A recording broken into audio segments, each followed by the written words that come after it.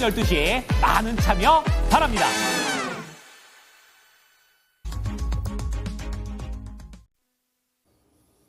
네, 주요 공시들 전해드리겠습니다. 공시 브리프입니다. 첫 번째 공시부터 확인해 보시죠. 자, 첫 번째 공시로 인터넷 방송 플랫폼으로 잘 알려진 숲부터 보겠습니다. 오늘 아침에 전해진 공시 내용인데요. 최영우 신임 사장 겸 최고 전략 책임자 CSO를 선임을 하고 서수길 최고 BJ 책임자 CBO가 대표이사로 복귀하면서 서수길 정찬용 각자 대표 체제로 전환한다고 밝혔습니다. 참고로 서 대표는 2021년 말에 대표직에서 물러났죠. 3년 전이었습니다. 그때부터 CBO를 맡게 되면서 신사업 발굴 분야에 주력해왔는데요. 아프리카TV가 올해 숲으로 리브랜딩을 마치면서 3년 만에 이렇게 경영 일선에 복귀하게 된 겁니다. 자, 그러면 주가 흐름이 숲 어땠는지도 확인해 보겠습니다.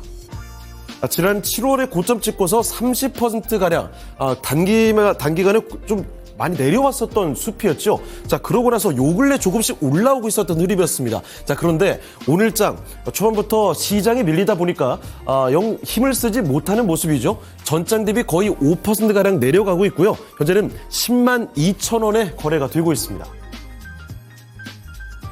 다음 공시로 2차 전지업체 금양입니다. 요 근래 공시가 좀 자주 나오고 있습니다. 이번에 전거래일 장마감 이후에 나온 공시 내용입니다. 지난주 미국 나노텍사와 계약 소식을 전했는데 이번에 또 수주 소식을 전하게 됐습니다. 이번에는 국내 수주권이죠. P라인 모터스의 전기버스용 배터리 시스템 공급 계약을 체결했습니다. 공급 규모는 2026년부터 2030년까지 5년간 787억 5천만 원으로 전해졌는데요. 자, 그러면 이어서 금양의 주가 흐름 어떤지도 확인해 보겠습니다. 주가는 말도 못하게 많이 내려왔습니다. 2차 전지 주요 업체들 중에서도 특히 더 내려왔다고 볼 수가 있을 텐데 바로 직전 거래일에도 52주 신저가를 기록하게 됐습니다. 일단 호재를 전하면서 분위기 반전을 꾀하려던 금양의 주가. 오늘 그런데 시장 분위기가 가라앉으면서 장초반 주가를 전혀 힘을 내지 못하고 있습니다. 전장 대비 3%대 오히려 내려가는 모습이고요. 오늘 또다시 장초반에 신저가 기록이 됩니다. 23,400원까지 다녀왔고요. 현재 구간에서도 정확히 타이 기록이죠. 3.9% 내리면서 23,400원의 저가에서 거래되고 있습니다. 다음으로 수소 관련주 두산퓨얼셀입니다. 전거래를 장마감 이후에 내놓은 공시 내용인데요. 또 수주 소식입니다.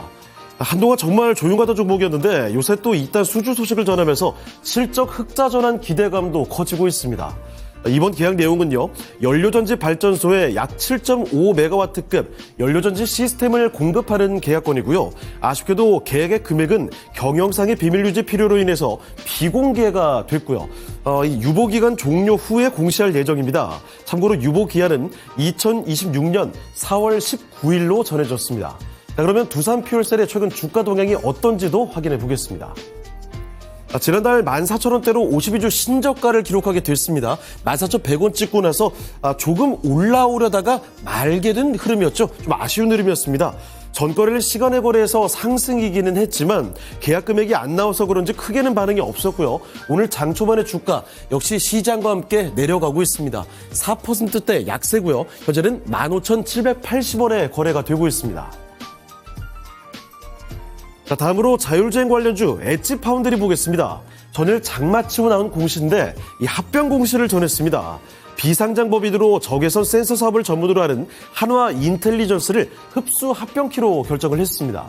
합병회사인 엣지파운드리는 존속을 하고요. 피합병회사인 한화 인텔리전스는 소멸하게 되는데요.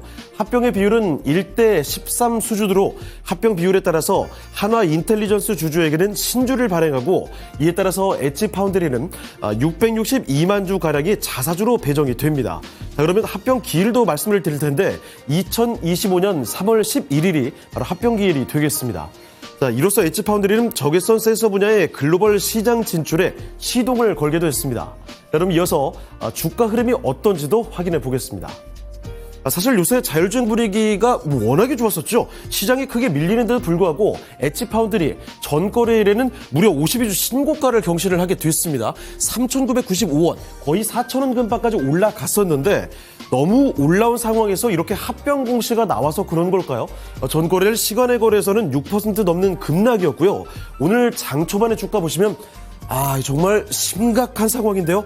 거의 하한가 수준으로 떨어지고 약간의 변동을 보였습니다. 하한가가 근데 결국은 들어갔습니다. 현재는 29.92% 가격 제한폭까지 내려가는 모습이고요. 2,740원에 거래가 되고 있습니다. 자, 다음 공시로 제약바이오주 올리패스로 가보겠습니다. 전일 장마치고 공시를 좀 여러 개 전하게 됐습니다. 정확히 3가지고요. 모두 3자 배정 유상증자 소식이었습니다. 복잡할 수가 있으니까 3건의 증자 대상과 금액 정도 간단히 좀 전해드리도록 하겠습니다. 일단 첫 번째로 100억 원가량인데요. 이제 최대 주주로 변경이 돼 주식회사 제노큐어를 상대로 하게 됐습니다. 주당 5,640원의 신주가 발행이 되고요. 신주 상장 예정일은 2025년 1월 9일입니다. 그리고 두 번째로 50억 원이고요. 주식회사 셀리뉴를 상대로 증자가 되고 신주의 가격은 동일하고 상장 예정일은 내년 1월 10일입니다. 그리고 세 번째로는 50억 원인데요. 주식회사 BM물산을 상대로 증자가 예정돼 있고요. 신주의 가격은 마찬가지로 5,640원. 신주의 상장 예정일은 내년도 1월 13일이 되겠습니다. 여러분 곧바로 주가 흐름도 확인해 보시죠. 최근 주가만 보면 약간 들쑥날쑥하게 보일 수도 있는데 멀리 보면 정말 많이 내려온 종목입니다. 2021년 고점이 27만 원도 넘었던 종목이죠. 그런데 전일 종가가 6천 원대에 있었으니까 얼마나 많이 내려왔는지 가늠이 되실 겁니다.